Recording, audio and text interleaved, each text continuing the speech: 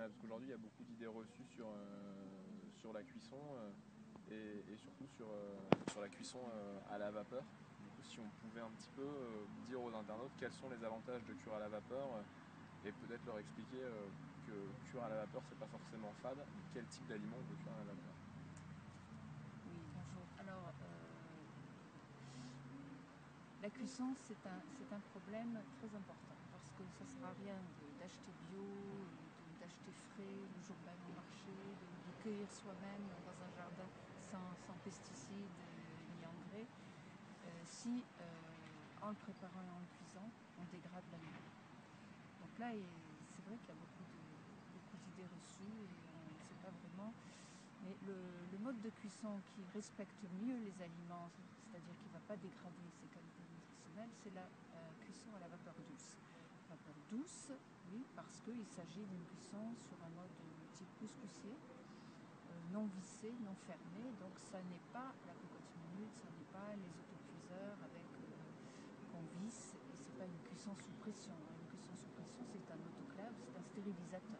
Si ça stérilise, ça détruit toutes les vitamines et ça rend les composants non biodisponibles.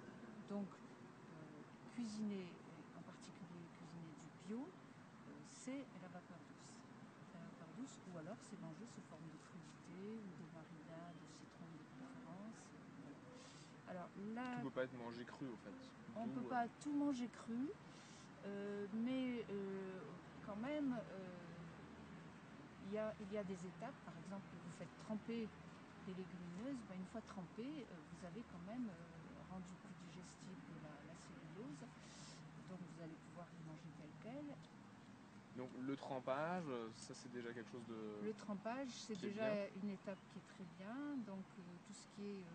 les gens qui ne peuvent pas bien croquer avec leurs dents, par exemple, pour manger des noix, noisettes, amandes, il faut qu'ils les fassent tremper la veille. Ouais. Ce sera beaucoup plus facile à mastiquer. Les légumineuses, pour les faire cuire, on va les tremper. On ne va pas les cuire directement dans l'eau, ça prendra un temps fou. Vous les trempez la veille, pendant toute la nuit ça va gonfler, le lendemain vous mettez l'eau dans les pots de fleurs, ça va rapporter de l'azote. Et puis vous pouvez soit les croquer tout de suite, soit les laisser germer sur 2-3 jours, soit les cuisiner, les cuire.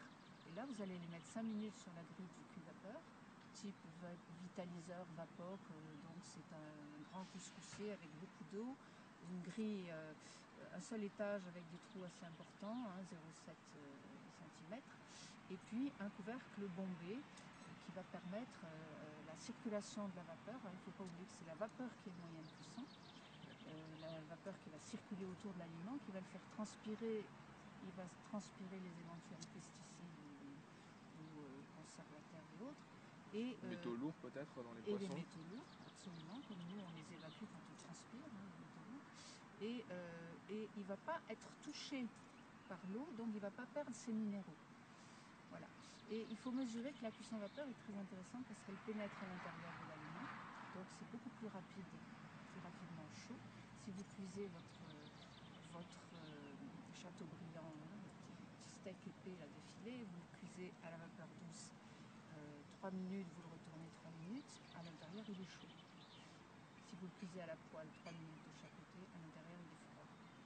Donc ça montre bien cette pénétration et une partie des graisses vont être évacuées par la cuisson vapeur douce. Et puis quand il est cuit à la poêle, j'imagine aussi que à la poêle, c'est pas bien parce que en périphérie, ça provoque des acrolémines. Les graisses brûlées sont des graisses saturées qui sont brûlées, donc c'est pas bon niveau santé, ça c'est sûr.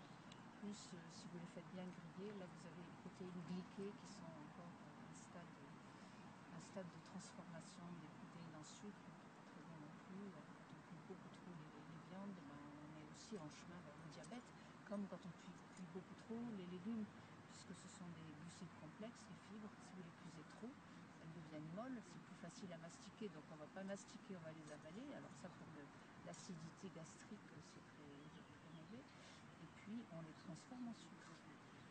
Ça c'est les sucres, le diabète, par la cuisson, c'est quelque chose d'important. Tout à fait. Il y a des recettes et des conseils dans tous mes livres, le premier, le guide pratique de gastronomie, fait le tour de la question de la nutrition, il est assez gros, mais on peut piocher les informations tant au niveau santé, avec les différents problèmes de santé liés à la nutrition, tant au niveau des régimes, tant au niveau des recettes, des modes de cuisson, etc. Donc c'est une sorte un peu d'encyclopédie.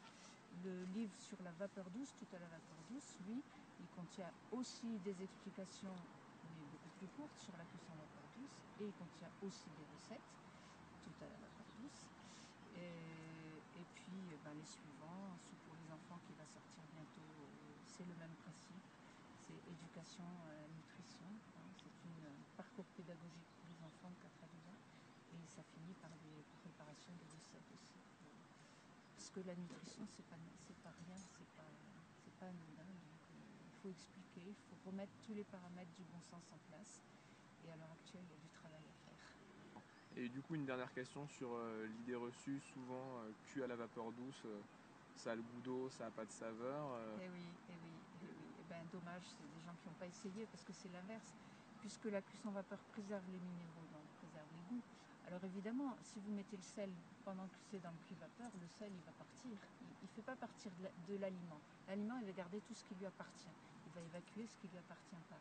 Mais au sortir du cuit vapeur, c'est là, au moment où l'aliment dégage de la vapeur, parce qu'elle a pénétré à l'intérieur, qu'il faut mettre le thym, le sel, les aromates, l'huile d'olive. Assaisonnement simple, rapide. La cuisson prend 5 minutes. On n'épluche pas parce qu'on garde la peau qui contient d'autres vitamines et d'autres minéraux. Donc on brosse bien, on enlève les parties un peu abîmées. Mais c'est une cuisine très rapide.